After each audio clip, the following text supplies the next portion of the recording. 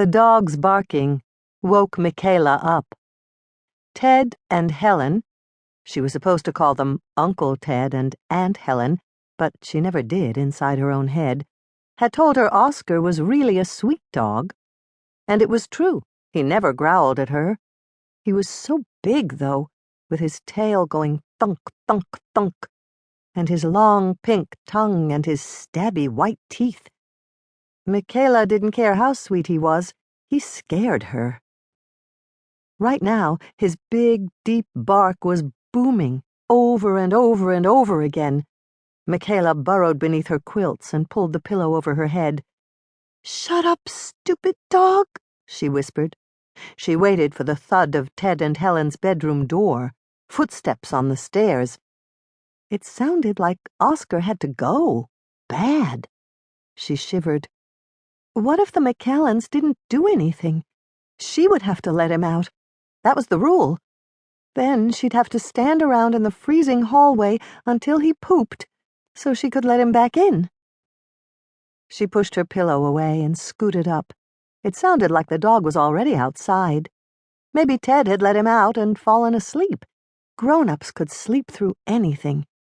There had been times Michaela had to talk to her mom before the bus came in the morning, and she'd shake her, and Mom still didn't do anything but mumble and roll over. She climbed out of bed and put on her booties and her robe. The McAllans had given them to her the afternoon she had come out of the hospital.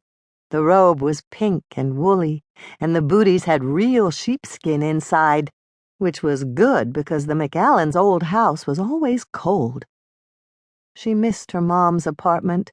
She could spend all Saturday watching TV in her shorty pajamas, it was so warm inside. Michaela opened the bedroom door and wrinkled her nose. The hallway stank like a gas station, and the nightlight was out. Moonlight streamed from Ted and Helen's open door at the other end of the hall, and for a second she thought about trying to get one of them to let Oscar in. But they might be mad if she woke them up. She clung to the railing as she walked down the unlit stairs. The stink was even worse in the front hall. She had her hand on the doorknob to let Oscar in, when someone said, "Wait." She screamed, "Shh, shh, Michaela, it's me." She caught her breath at the familiar voice. "You scared me."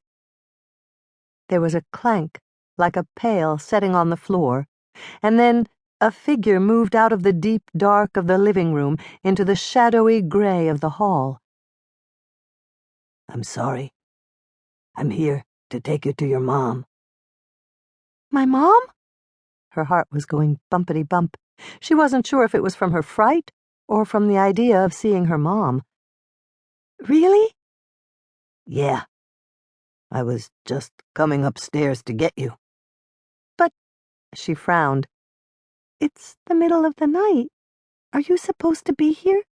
"Look, do you want to stay here with them? Fine by me. I'll just leave." "No, wait!" Michaela stumbled toward the living room. "I want to go. I want to see Mom."